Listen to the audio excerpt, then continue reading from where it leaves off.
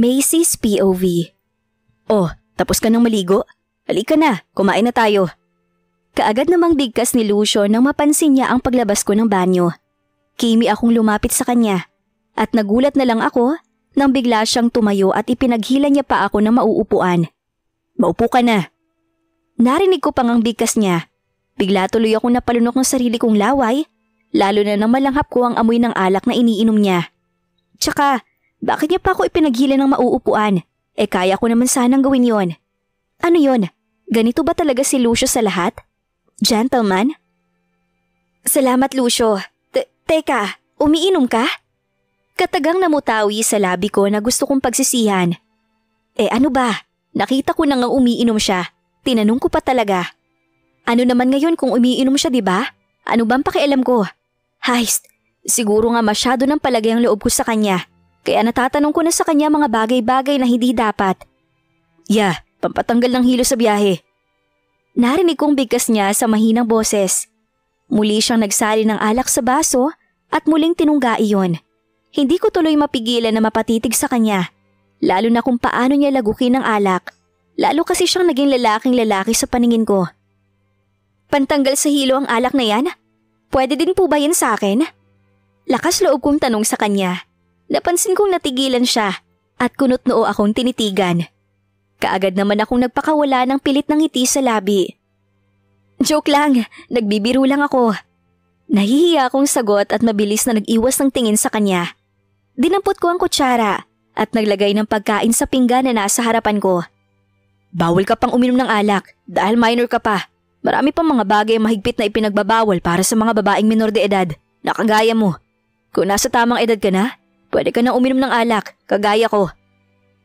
Talaga? Naku, exciting pala talaga kapag nasa tamang edad na.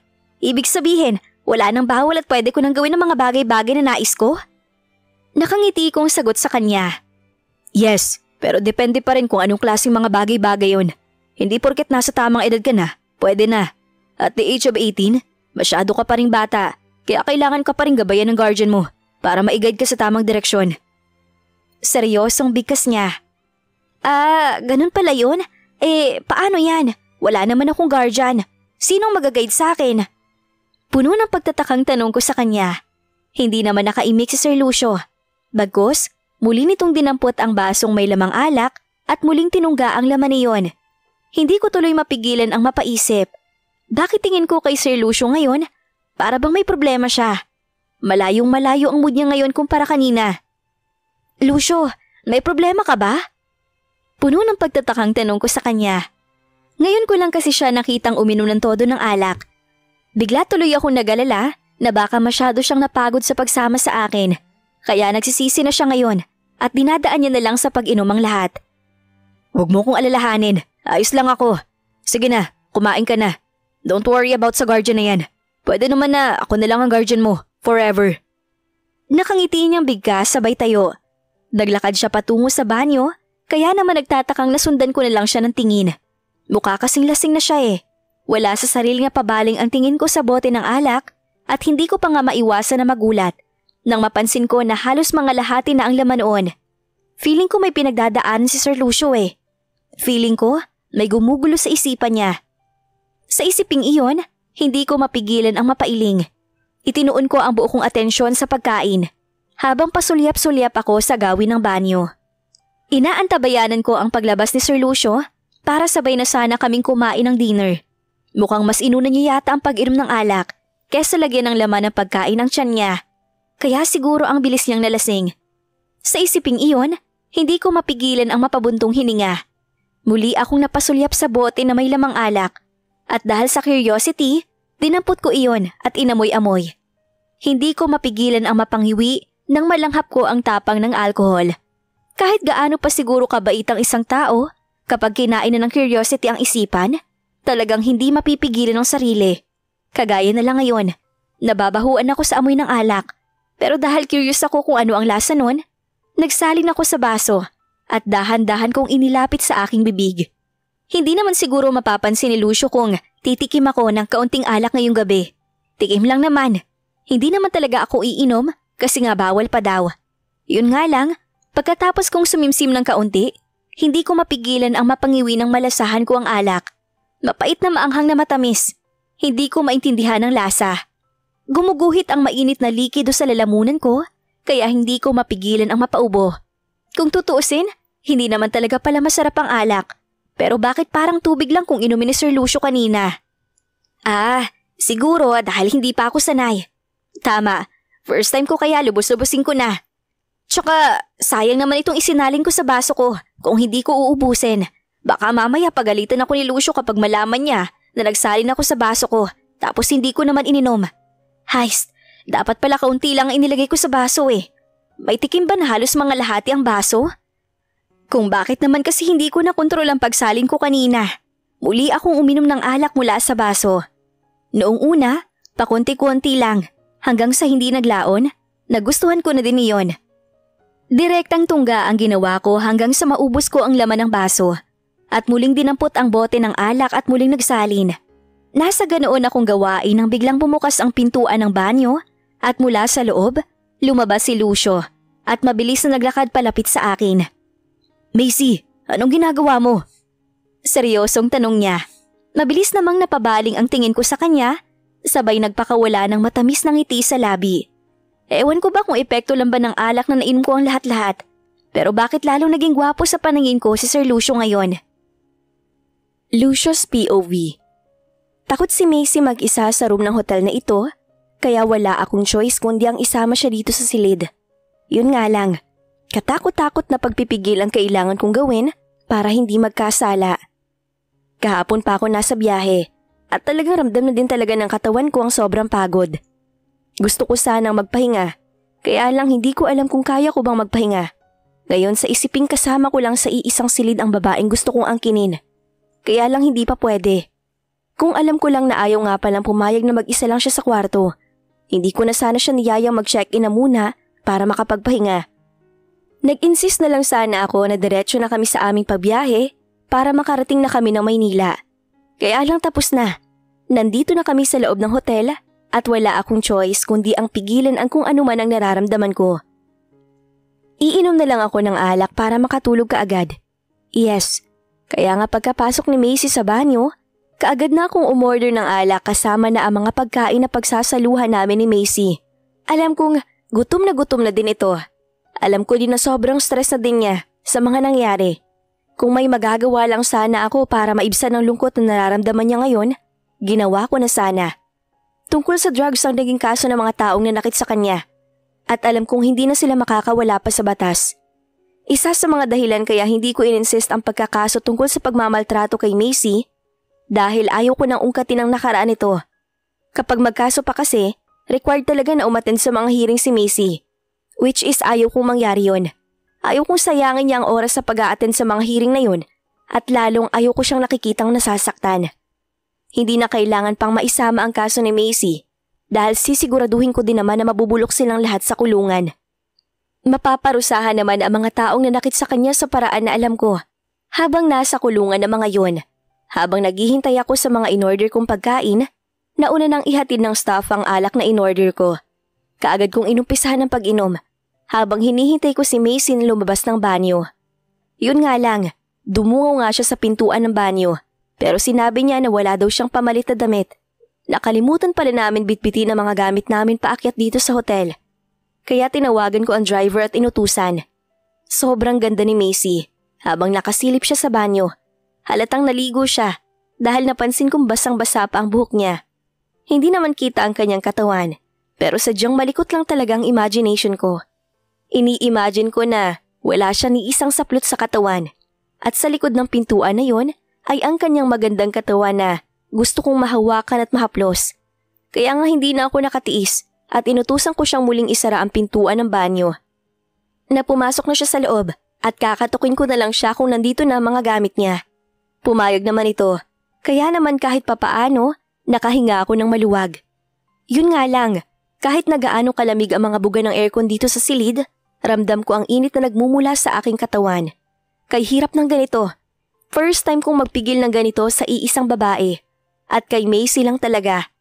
Hindi naman nagtagal, dumating ang driver ko at iniabot dito sa akin ang 2 bag. Isang bag na ang laman ay mga gamit ni Macy at ang isa naman ay bag na ang laman ng mga gamit ko.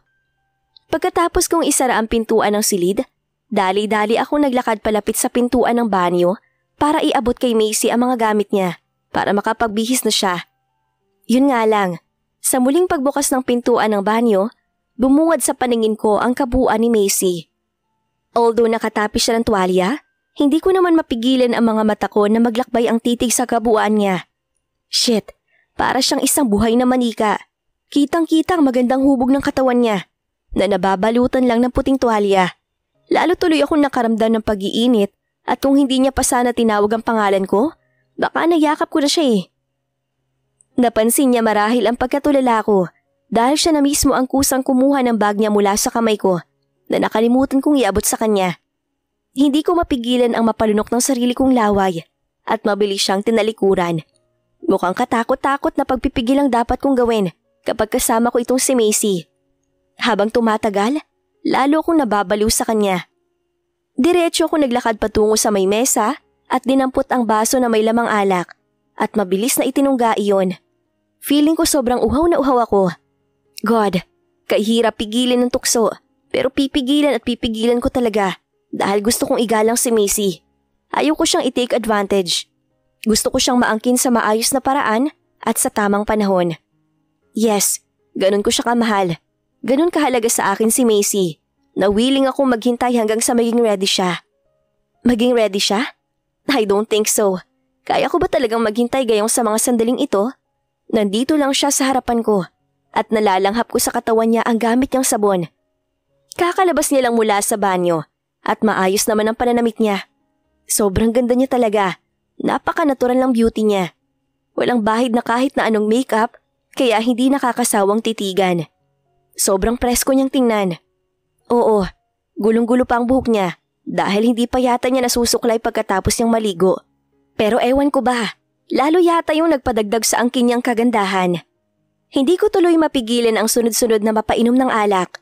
Shit, wala akong balak na maglasing pero hanggat kaharap ko yata si Macy, mas lalo yata akong malalasing eh.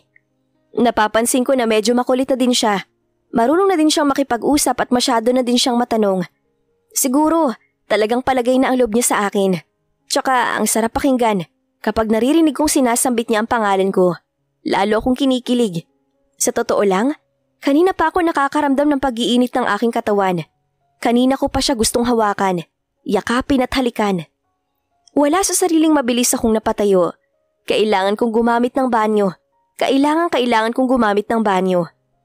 Hindi ko na kaya itong nararamdaman ko. Kailangan kong mailabas ang init ng aking katawan sa kahit na anong paraan. Napansin ko pang gulat na napatitig sa akin si Macy nang mapansin niya ang pagtayo ko. Kitang-kita ko sa mga mata niya ang sobrang pagtataka pero hindi ko na pinansin pa. Halos takbuhin ko na ang banyo at pagkapasok ko sa loob at hinubad lahat ng damit ko sa aking katawan at mabilis na binuksan ang tubig sa shower. Kailangan kong mag-cool down. Yes, kailangan ko ng malabig na tubig para humupa ang nararamdaman ko. Wala sa sariling napahawak ako sa sarili kong sandata at hindi ko mapigilan ang malakas na mapabuntong hininga nang mapansin ko kung gaano nakatigas iyon. Calm down. Hindi pwede. Next year, maaaring pwede na. Kapag humantong na siya sa tamang edad. Pero sa ngayon, kailangan kong magtiis. Kailangan ng katakot-takot na pagpipigil para sa kabutihan ni Macy. Hindi baling ako mahihirapan. Ako itong nasa saktong edad na at hindi dapat idaan sa init ng katawan ang lahat-lahat. Hindi ko na napigilan pa ang sarili ko. Nilaro ko ang sarili kong sandata gamit ang dalawa kong palad. Nakakahiyamang aminin, pero kailangan ko itong gawin para makaraos. Init lang ng katawan ito at alam kong mawawala din ito kapag makaraos ako. Patuloy ako sa paglalaro sa sarili kong sandata habang ini-imagine kong si Macy ang kaniig ko. Alam kong mali, pero ito lang ang alam kong paraan para makaraos. Macy. Mahina kong sambit habang nakapikit. Patuloy pa rin ang pagdaloy ng malamig na tubig mula sa shower diretso sa aking katawan. Pero hindi man lang iyon nakakatulong para mabawasan ang nararamdaman kong matinding pagnanasa. Ilang sandaling paglalaro sa sarili kong sandata, kahit papaano'y nakaraos din ako. Shit, kapag malaman ito ng mga kaibigan ko, tiyak na pagtatawanan nila ako. Marami naman sanang babae dyan na pwedeng gamitin para makaraos. Nandyan din ang kafling kong si Grace. Pero hindi, wala na akong balak na tumikim ng ibang babae. Simula noong inamin ko sa sarili ko ang pagmamahal para kay Macy, wala na talaga akong balak pang tumikim ng ibang babae. Good boy na ako no, para lang kay Macy ang lahat sa akin. Iipunin ko hanggang sa humantong siya sa tamang edad. Pagkatapos kong makaraos, itinuloy ko na ang pagliligo ko. Kahit papaano, medyo gumaan ang pakiramdam ko. Pati yata epekto ng alak sa buo kong sistema ay biglang naglaho. Binilisan ko na ang pagliligo ko nang bigla kong naalala na baka hinihintay na ako ni Macy. Tama, kumakain pala siya nang bigla ko siyang iniwan kanina. Sa naisip kong yon, isahang sabon at shampoo lang ang ginawa ko at mabilis nang nagbanlaw. Pagkatapos kong maligo, basta ko nalang hinablot ang tuwalya na una kong nakita at ginamit bilang pantuyo sa katawan. Nasa labas ang bag ko at nandoon ang mga pamalit kong damit, kaya wala akong choice kundi ang lumabas dito ng banyo na nakatapis ng tuwalya lang. Lalaki naman ako at ayos lang naman yon. Kaya pagkatapos kong magpunas, basta ko nalang ibinuhol ang tuwalya sa may bewang ko at mabilis na lumabas ng banyo. Iyon nga lang, sa paglabas kong yon, hindi inaasahan na nakita ko si Macy na nagsasali na ng alak sa kanyang baso. Macy, anong ginagawa mo? Seryoso kong bigkas, hindi siya pwedeng uminom ng alak. Mukhang tama talagang iniisip ko kanina. Makulit na siya at kaya niya nang gumawa ng mga bagay na mahigpit na ipinagbabawal. Tikim lang naman. May matamis ng ngiti sa labi niya habang sinasabi ang katagang iyon, sabay tungga ng baso na may lamang alak. Dahil sa gulat ko, mabilis akong naglakad palapit sa kanya para sana agawin mula sa kamay niya ang baso. Pero dahil sa ginawa kong yon, naramdaman ko na lang ang pagkatanggal ng buhol ng tuwalya sa aking bewang at diretso iyong nahulog. Sir, ano yan? Narinig ko pang ang sambit ni Macy habang namimilog ang mga matang nakatitig sa ano ko. Dali-dali kong dinampot ang tuwalya at itinabing iyon sa harapan ko. Lady, what are you doing? Naninilip ka ba? Close your eyes. Seryoso kong bigkas. Na-stress din yata sa nakita at diretsyong nilagok ang laman ng basong hawak niya, kaya wala na akong choice, kundi basta ko nilang dinampot ang bag na nasa sahig kung saan nakalagay ang mga gamit ko. At halos patakbo bumalik ng banyo at mabilis na pumasok sa loob. Shit! Lalong naging disaster ang lahat. Ang sarap itapon ng tuwalyang ito. Nakita tuloy ni Macy ang hindi dapat makita. Pagkapasok ko sa loob ng banyo, kaagad akong nagkukumahog na maghanap ng damit na pwede kong maisuot. Sa ginagawa ni Macy ngayon sa labas, mas gugustuhin kong makapagpalit na ng damit kaysa isipin ang nangyari kani-kanina lang. Oo, nakita niya ang hindi dapat makita sa akin. Pero mas nakakabahala kung malasing siya ng sobra. Kung alam ko lang na mangyayari to, hindi na sana ako bumili ng alak. Or hindi ko sana iniwanan ng alak sa harapan niya.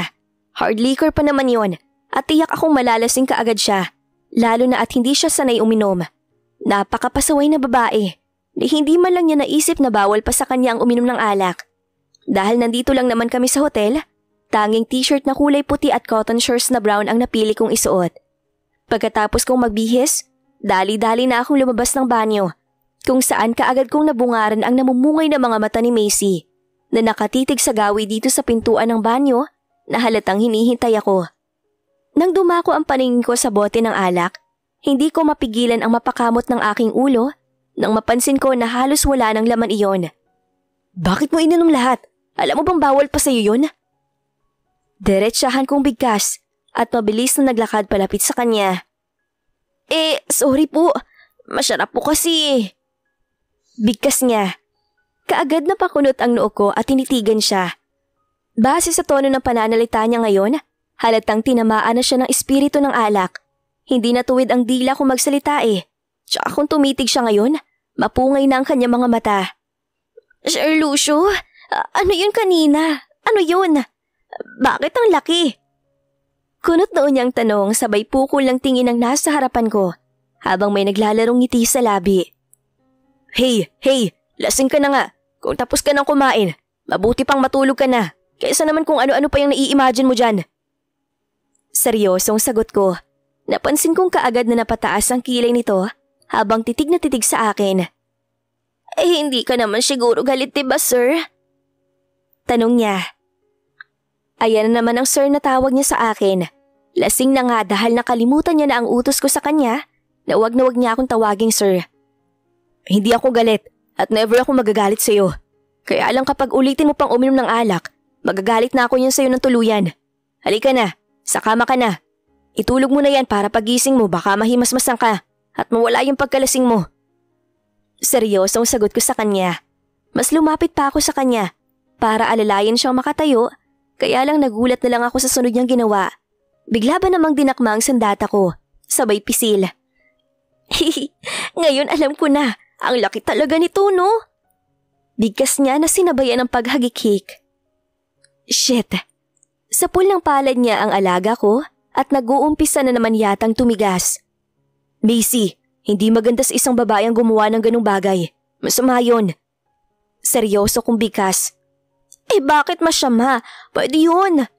Sure, alam mo bang nakita ko kayo dati na nagtutukaan ng pangit mong girlfriend sa pool?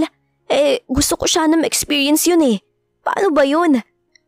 Bigkas niya, kasabay ng pagnguso. Hindi ko mapigilan ang mapalunok ng sarili kong laway dahil sa ginagawa niyang ito sa akin. Talaga yatang sinusubukan ako ng pagkakataon eh. Talagang gusto yatang subukan ng kapalaran kung hanggang kailan ko kayang magtimpi. Macy, lasing ka na. Sino ba naman kasi nagsabi sa'yo na inumin mo yung alak? Halika na, huwag makulit. Mahiga ka na sa kama at matulog. Seryosong bigkas ko at muling naglakad palapit sa kanya. Nag-aalala na din kasi ako dahil medyo malikot na siya sa kanyang kinauupuan. Baka mamaya ma-out of balance siya at mahulog. Hindi pa nga pala nakakapagsuklay ay inuna niya ng inumin ng alak. Tsaka halatang kaunti pa lang ang kanyang nakain. Kaya siguro nalasing ka agad. Plus hindi din siya sanay uminom. Kaya nagkaganito ang lahat. Magiging lesson na talaga ito sa akin. Never ever ko na talagang gagawin mag-inom na kasama siya. Dahil ganito pala siya kakulit kapag nilalasing. Anong ginagawa mo? Hindi pa ako lasing, no? Kakain pa ako eh. Protesting niya habang hawak ko ang magkabilaan niyang kamay. Mahirap na. Baka bigla na namang dakmain ang matigas ko ng alaga. Macy, halika na. Huwag mo na akong pahirapan. Sa kama tayo. Seryosong sagot ko sa kanya. Ayaw! Kakain po ko eh. Seryosong sagot niya sa akin. Mamaya ka na kumain kapag nahimasmasan ka na. Seryosong sagot ko sa kanya. No! Hindi! Makulit niyang bigkas sabay hila sa kamay niyang hawak ko. Dahil ayaw ko siyang masaktan, kaagad ko na din siyang binitawan. Heist, ang hirap palang mag-alaga ng babaeng lasing. Makulit. Yun nga lang sa pagbitaw ko sa dalawa niyang kamay, nagulat na lang ako nang maramdaman ko ang mabilis niyang pagyapos sa akin. Dahil nakaupo siya at nakatayo ako sa harapan niya, sobrang nagulat talaga ako sa ginawa niya.